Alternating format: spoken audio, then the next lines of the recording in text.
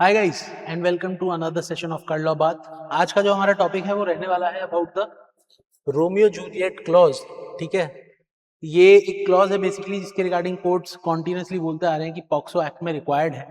ठीक है, as an exception to the limitation that are there in the bail provision जब हम बात करते हैं पॉक्सो की। राइट नाउ मूविंग फॉरवर्ड, क्या स्टैट्यूटरी टेंशन है? ठीक है, स्ट्रिक्ट लाइबिलिटी की बात होती है जब हम बात करते हैं पॉक्सो एक्ट में, बट एक एडोलेसेंट रियलिटी भी है जिसको कंसिडर करना बहुत जरूरी है। तो कॉन्टेक्स्ट क्या है? जब हम पॉक्सो एक्ट की बात करते हैं तो zero context strict liability framework है वहां पे।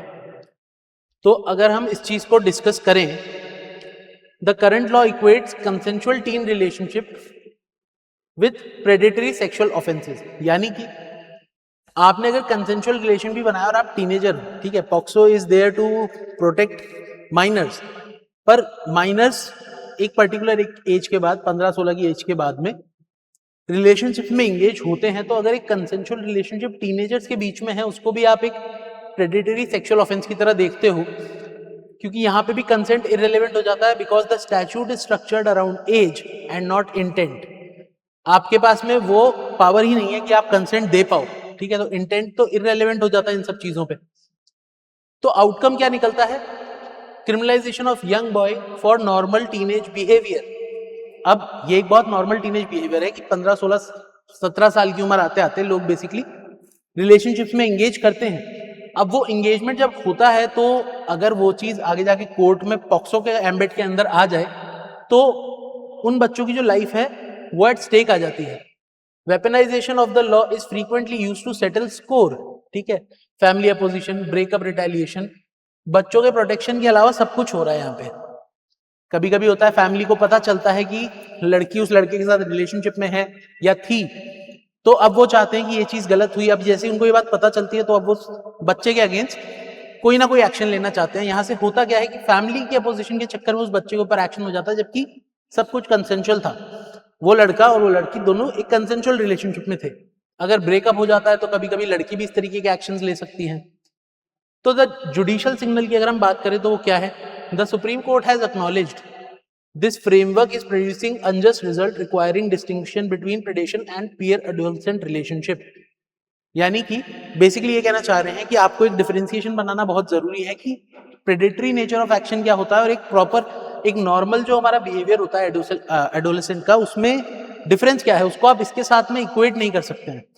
हालांकि एक बात हमेशा याद रखिएगा, अगर ये क्वेश्चन कभी आ भी जाए आपके पास, the first high court that ever talked about this was Madras high court. ठीक है, और वो काफी पहले हुआ था, 2017 कह रहा हूं। ठीक है, now what is the statutory framework? तो सेक्शन 7-8 की बात आ जाती है जब हम पॉक्सो की बात करते हैं। सेक्सुअल असॉल्ट और उसका पनिशमेंट क्या है?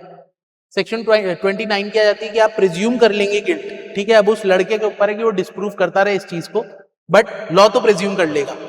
मेडिकल एग्जामिनेशन के प्रोविजंस है, वो सारी चीजें देखी जाती है। फिर जुवेनाइल जस्टिस एक्ट आ जाता है जहां पे सेक्शन 94 ये बोलता है कि हायरार्की ऑफ एज प्रूफ। ठीक है, हम एज प्रूफ को मानेंगे, बाकी डॉक्यूमेंटेशन, मेडिकल, इन सारी चीजों को तो हम कंसिडर करें नहीं करें, that is irrelevant to us.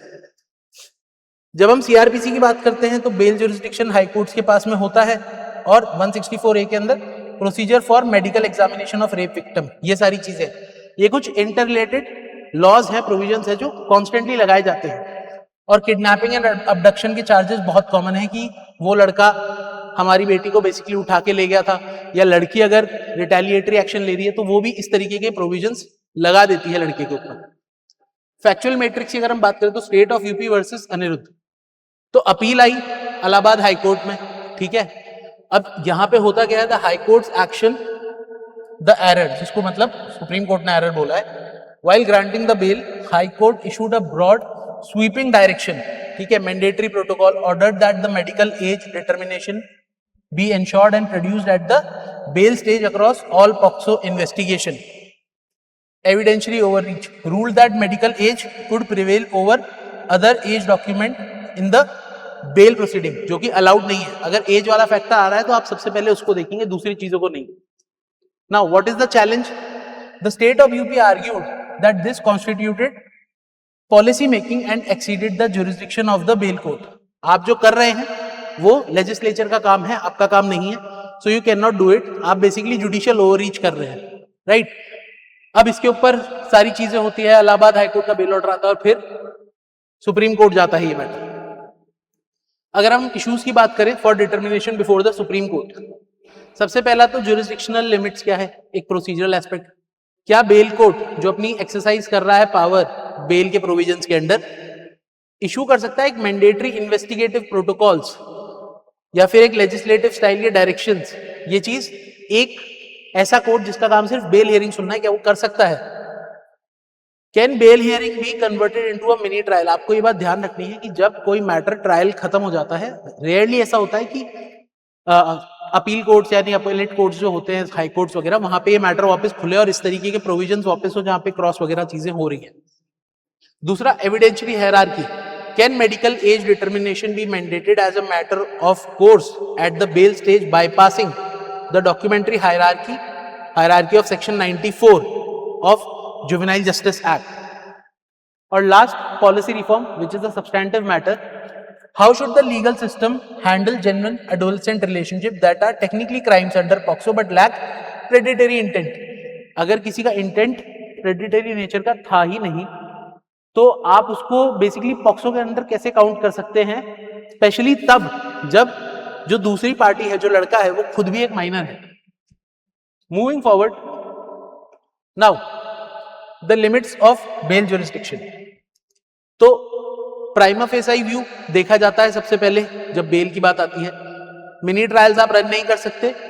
You can not adjudicate age dispute prematurely, मतलब बिना प्रॉपर डॉक्यूमेंट्स वगैरह के आप एज के डिस्प्यूट्स को हैंडल नहीं कर सकते। और not a legislative workshop for policy making, यानी कि आप कोई भी ऐसा काम नहीं कर सकते जो कि सेपरेशन ऑफ पावर्स के प्रिंसिपल के चलते लेजिस्लेचर के पास है। ट्रायल कोर्ट की अगर हम बात करें, एविडेंस अप्रिशिएट करना उनका काम है। एविडेंस अप्रिशिएशन का मतलब ये होता है जब एविडेंस प्रेजेंट होते हैं तो उन एविडेंस के बेसिस पे आर्ग्यू किया जाता है, विटनेस को बुलाया जाता है, विटनेस कुछ बोलता है, फिर सामने वाली पार्टी क्वेश्चन करती है। जब सारी चीजें हो जाती है और वो एविडेंस अगर एक्सेप्ट हो जाता है तो वो एविडेंस अप्रिशिएट हो गया है, ठीक है, it has been accepted. Now, forum for conclusive age and determination, ये ट्रायल कोर्ट का काम है कि आप डिसाइड करिए कि एज क्या है, and trial court he determine करेगा कि क्रेडिबिलिटी क्या है। ये सब ट्रायल के एस्पेक्ट्स हैं। फुल एग्जामिनेशन ऑफ फैक्ट, ये सब एक बेल कोर्ट जो कि अपेलेट कोर्ट होता है। अपेलेट कोर्ट आप ध्यान रखिएगा, ट्रायल कोर्ट्स जो सबऑर्डिनेट कोर्ट होते हैं उनके ऊपर वापस सबऑर्डिनेट कोर्ट में ही हो सकता है बेल चली जाए, बट उसके बाद में फिर ये हाई कोर्ट चले जाते हैं, ठीक है। ये सारी चीजें होती है। तो बेल कोर्ट्स के पास में ये सब पावर्स नहीं है कि आप मिनी ट्रायल रन कर रहे हैं या आप एडजुडिकेट कर रहे हैं डिस्प्यूट एज के, या आप किसी भी तरीके का लेजिस्लेटिव फंक्शन कर रहे हैं। लेजिस्लेटिव फंक्शन तो फॉर दैट मैटर किसी भी कोर्ट के पास सच पावर नहीं। Issuing a mandatory investigative protocols contradicts the statutory scheme and exceeds what the law permits under the bail framework. यानी किसी भी तरीके का मैंडेटरी इन्वेस्टिगेशन जो आपने ये अलाउ कर दिया है, इस केस में ये कॉन्ट्राडिक्ट करेगा स्टैट्यूटरी फ्रेमवर्क को और बेल फ्रेमवर्क को। मूविंग फॉरवर्ड अगर हम बात करें हायरार्की ऑफ एज डिटर्मिनेशन, तो प्रायोरिटी क्या है? प्रायोरिटी है कि डॉक्यूमेंट्री एविडेंसेस आप देखिए पहले, बर्थ सर्टिफिकेट क्या है, स्कूल्स में क्या है, ये किस में बोला गया है? जुवेनाइल जस्टिस एक्ट में। सेकेंडरी बात अगर हम बात करें तो मेडिकल देखिए, only strictly in the absence of primary documents, यानी अगर आपके पास में ये डॉक्यूमेंट्स एग्जिस्ट नहीं करते, इसके अलावा भी डॉक्यूमेंट्स हो सकते हैं जो प्राइमरी डॉक्यूमेंट्स है, तो आप इस पे जा सकते हैं कि आप मेडिकल टेस्ट वगैरह कंडक्ट कराएं, तब देखी जाएगी कि एज का क्या फैक्टर है। तो जुडिशियल क्लैरिफिकेशन क्या आया? पहले तो प्रेसिडेंट पे रिलाई करते हुए उन्होंने बोला rules of age determination apply to victims as well as accused, यानी कि आप जब एज डिटरमाइन कर रहे हैं तो आप सिर्फ ये नहीं देखेंगे कि विक्टिम की एज क्या है, आपको ये भी देखना है कि अक्यूज की एज क्या है। No automatic medical test, the SC rule that the HC can not mandate medical age determination test as a matter of course, कि ये तो आपको कराना ही पड़ेगा बेल स्टेज पे, क्योंकि वो आपके जुरिस्डिक्शन से बाहर है। आपका काम बेल के ऊपर आर्ग्यू करना है, बेल के ऊपर डिसाइड करना है, इसके बियॉन्ड नहीं जा सकते। रैशनल क्या था? Medical age estimation has margins of error, mandating it in every case violates due process and risk becoming a tool of fishing inquiry, unnecessary inquiry बन सकती है कुछ एरर्स के चलते। मूविंग फॉरवर्ड अगर हम जुडिशियल नोटिस ऑफ मिसयूज की बात करें, सेटलिंग स्कोर्स, तो क्या ऑब्जर्वेशन आई है? The court explicitly acknowledge the rampant misuse and misapplication of the POCSO act. अब जो हम इतनी देर से डिस्कस कर रहे हैं वो होता चला आ रहा है, पॉक्सो एक्ट को मिसयूज किया जा रहा है, ये सबको पता है। क्या रीजंस हो सकते हैं? फैमिली अपोजिशन, लड़की का किसी तरीके का रिटेलिएशन, वो सारी चीजें हो सकती हैं। मोड्स ऑफ मिसयूज क्या है? सबसे पहला एज मिसरिप्रेजेंटेशन, झूठ बोल देना अपनी एज के बारे में, ठीक है। और आप इस प्रॉब्लम में कभी कभी क्या होता है, जो लोग मेजर होते हैं, जो रिसेंटली मेजर में, मतलब आप 18 से प्लस हुए हो, मेजर में मेजॉरिटी में आए हो, अब प्रॉब्लम यहाँ पे क्या होती है कि किसी लड़की ने जो कि 17 साल की है, आपको बता दिया नहीं मेरी एज तो 18 है, अब आप तो मेजर की तरह देखे जाओगे लॉ में, वो माइनर की तरह देखी जाएगी। और ये जो छोटा सा एलिमेंट है कि आपको लगा कुछ नहीं होगा, ये किस तरीके की प्रॉब्लम्स ला सकता है कि आपके ऊपर कल को पॉक्सो लग सकता है, वो भी एक फुल फ्लेजेड तरीके से, कि आप एक मेजर हो और आपने एक माइनर के साथ में किसी भी तरीके की सेक्सुअल एक्टिविटी कर ली, तो वहां पे स्ट्रिक्ट लाइबिलिटी प्रिंसिपल्स इन्वोक हो जाते हैं। वेपनाइजेशन कैसे होता है? The law using the law to target relationships due to family disapproval, family नहीं चाहती कि वो रिलेशन चले, ब्रेकअप रिटेलिएशन हो सकता है, या फिर सोशल प्रेशर, कभी कभी लड़की के ऊपर सोशल प्रेशर आ सकता है सोसाइटी का, हो सकता है उसने बहुत लो की रखा हो इन सारे मैटर्स को, बट जब वो चीज बाहर आने लगे तो खुद को उस सोशल डिलेमा से निकालने के लिए वो इस तरीके के एक्शंस ले ले। Now what is the class reality?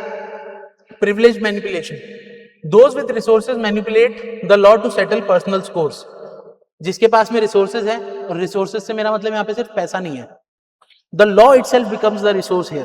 क्यों? क्योंकि लॉ एक तरफ बायस ज्यादा है और उस बायसनेस का फायदा उठाते हैं लोग। तो आप क्यों उठाते हो बायसनेस का फायदा? लॉ एज अ रिसोर्स को यूज करके आप पर्सनल स्कोर सेटल करते हो। और रियल विक्टिम्स जो है उनकी तो कोई बात ही नहीं होती है, जो जेन्युइन चाइल्ड विक्टिम्स है, जो फेस कर रहे हैं पॉवर्टी स्टिग्मा, उनको हमेशा जस्टिस डिनाई कर दी जाती है, ठीक है, while the system is always focusing on consensual teens. The law is being used to settle score rather than for child protection. जो हमारा पर्पस है वो चाइल्ड प्रोटेक्शन है, बट ये चीज को मान लेना कि कोई बच्चा किसी भी तरीके की कंसेंट देने की स्टेज पे है ही नहीं, ये एक एब्सोल्यूट लॉ है, और इसके चक्कर में जो प्रॉब्लम्स आ रहे हैं उसी को ध्यान में रखते हुए कोर्ट ने ये बात बोली है। Moving forward, the doctrine of Romeo Juliet clause, ये कोर्ट ने बोला है बेसिकली लेजिस्लेचर को, सेंटर को और कई सारे स्टेट्स को ऐड करने के लिए। अब देखिए, एक तो होती है प्रेडेटरी स्टेज, ठीक है, जहां पे आप भी समझ रहे हैं कि कोई इंसान एक फीमेल को, जो कि माइनर है इन केसेस ऑफ पॉक्सो, किसी भी तरीके से सेक्सुअली एक्सप्लॉइट करना चाहता है, ये अपने आप में एक स्टेज है, ठीक है। एक होती है पीयर रिलेशनशिप, जहां पे दो टीनेजर म्यूचुअली इंगेज होते हैं कंसेंट के साथ, ठीक है। अब यहाँ पे प्रॉब्लम क्या आती है? ये है तो दो सेपरेट चीजें, बट इनके बीच का एक इंटरसेक्शन है जो हम यहाँ देख रहे हैं। ये क्रिटिकल डिस्टिंक्शन की कोई बात ही नहीं है, ये डिफरेंशिएशन के बारे में कौन डिस्कस करेगा? लॉ एब्सोल्यूट तरीके से आपने बना दिया, उसको इंप्लीमेंट भी कर दिया, अब उससे जो प्रॉब्लम्स हो रही है, तो ये डिस्टिंक्शन क्या है कि जो ये हार्मफुल एक्ट है, ठीक है, कंसेंचुअल रिलेशनशिप से कैसे डिफरेंट है, इसके बारे में कोई बात की नहीं गई है लॉ के अंदर भी, और मेजर जजमेंट्स के अंदर सिर्फ बोला जा रहा है कि इसको करेक्ट करना है। तो एक क्लोज इन एज एक्सेप्शन आपको रखना चाहिए, पहली बात। दूसरा, purpose design to prevent harsh criminalization for consensual relationship where both parties are adolescents और near as.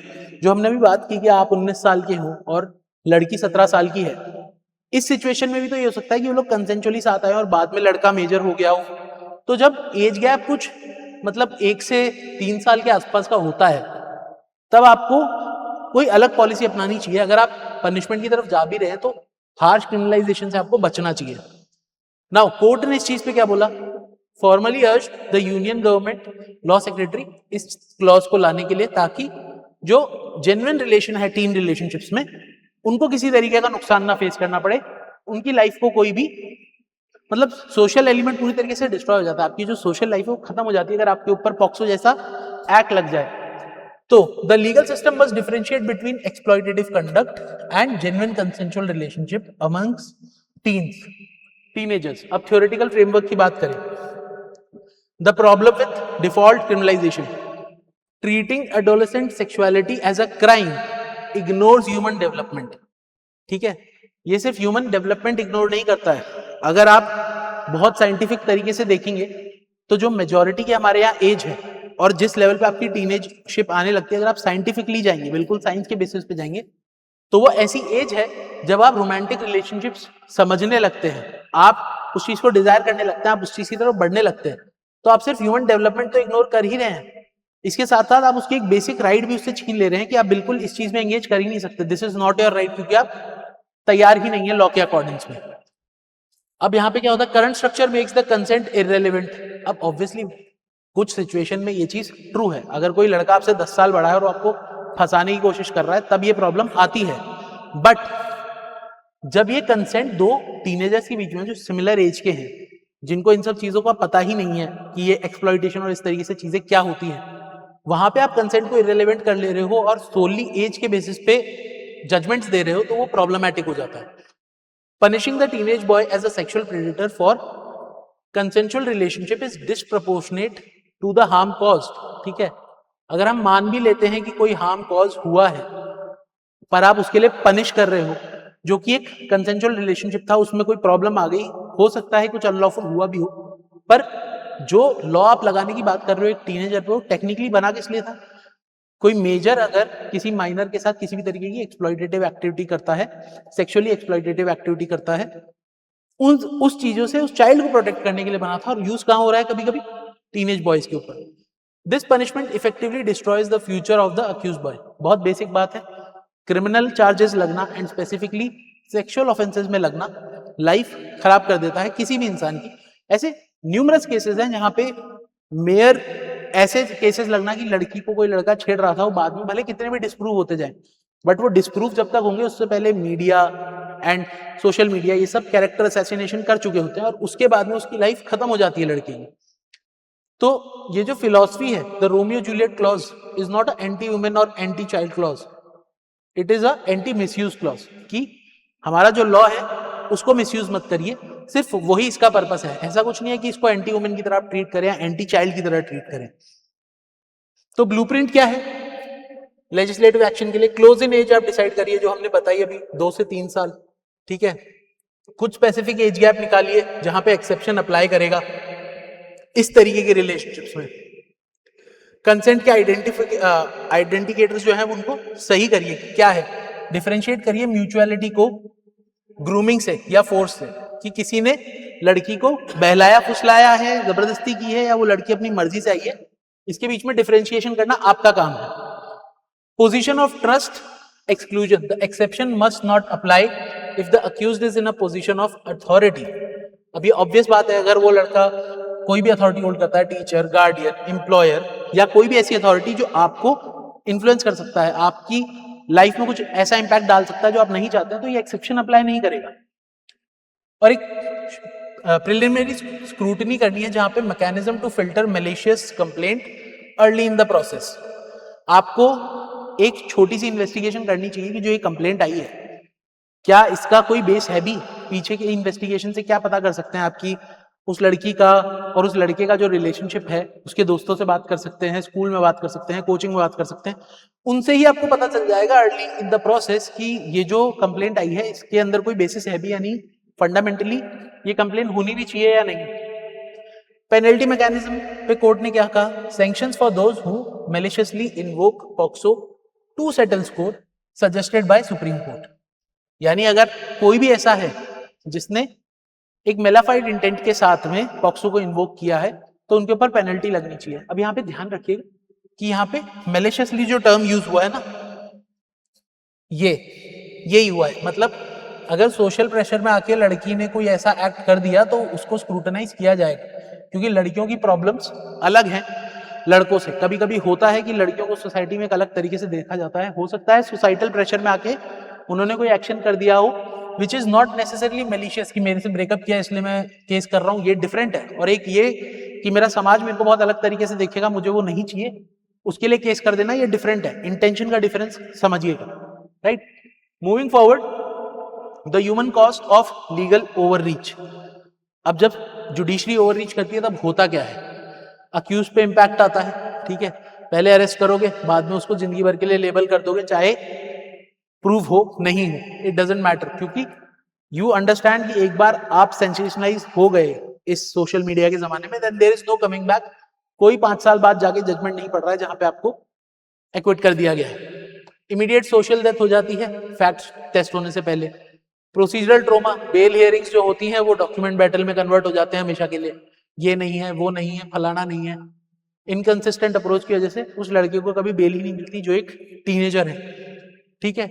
Disposable collateral, the system treats young man as collateral damage for family disputes, यानी कि जो आपने सिस्टम बना दिया वो कैसा है कि ठीक है कोई यंग लड़का है तो उसके ऊपर तो ये चीज लगी सकती है, उनकी लाइफ तो इस तरीके से खराब हो ही सकती है, इतना तो चलता है, ये चलता है वाला एटीट्यूड नहीं होना चाहिए।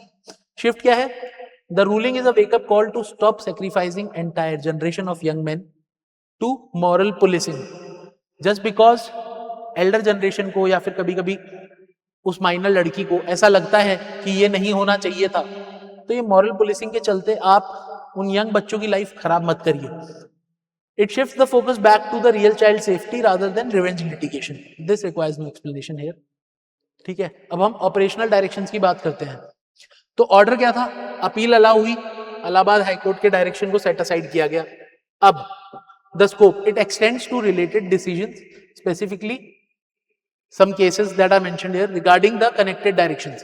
अब स्टेटस क्या है, prospective effect, the court clarified that the ruling is prospective, ठीक है। प्रोटेक्शन की जब हम बात करते हैं, past bails obtain under the impugned approach remain undisturbed to prevent chaos and retaliatory cancellation, मतलब अब जब आगे हम इस रूलिंग को आगे अप्लाई करेंगे, पीछे हो सकता है कि इस रूलिंग को अप्लाई करते तो कुछ चीजें अलग होती, बट अगर वो कर दिया जाएगा तो एक पेंडोरास बॉक्स खुल जाएगा, सब कुछ बाहर आएगा and it would be problematic to handle. तो वापस अप्रोच किया जा सकता है कोर्ट को, बट सब कुछ अलाउ कर देना वापस, दैट इज नॉट पॉसिबल, ठीक है। लॉ सेक्रेटरी को जजमेंट भेज ही दिया गया, जिसके बारे में हम बात कर चुके हैं ऑलरेडी। मूविंग फॉरवर्ड, अगर हम की डॉक्ट्रिनल टेकअवेज की बात करें तो ज्यूरिसडिक्शन पहले आ जाता है कि कोर्ट किसी भी तरीके से पॉलिसी नहीं बना सकते हैं बेल की हियरिंग सुनते टाइम। जब हम पॉलिसी की बात करें, a formal judicial recognition of the distinction between predatory offence and consensual teenage relationship, ये बहुत जरूरी है।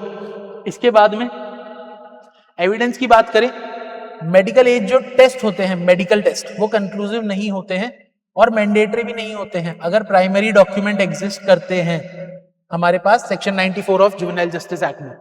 रिफॉर्म क्या है, the call for Romeo Juliet clause as in the admissions that take strict liability without context produces preserves outcome। अब इसका मतलब क्या है, मतलब ये है कि अगर आप इसको नहीं लाएंगे और आप बिना कॉन्टेक्स्ट के स्ट्रिक्ट लाइबिलिटी अप्लाई करते रहेंगे तो जो आउटकम्स है वो जस्टिफिएबल नहीं है, जस्टिस नहीं हो रही है उनसे, आप रादर प्रॉब्लम्स ही क्रिएट कर रहे हैं।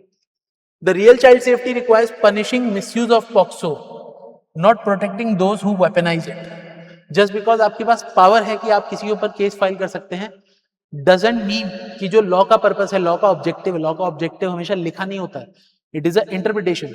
उस ऑब्जेक्टिव को आप खत्म मत करिए, उसको वेपनाइज मत करिए।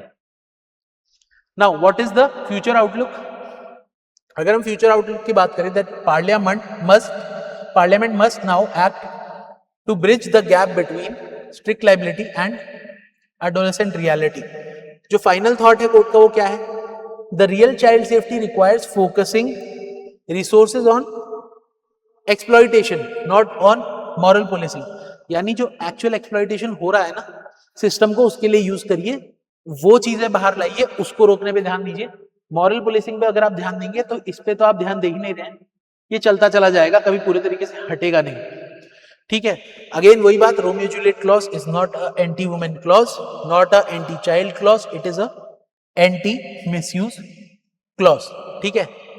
इतनी सी बात है जो कोर्ट समझाना चाहता है। हालांकि अभी की जो इस पे इनपुट है वो ये है कि रिसेंट में सेंटर ने ये चीज बोली है कि this clause can put child safety at risk, तो इसके ऊपर अभी और आर्ग्यूमेंट्स होंगे, इसके ऊपर और डेवलपमेंट्स होंगे, तब हम उसके बारे में डिस्कस करेंगे।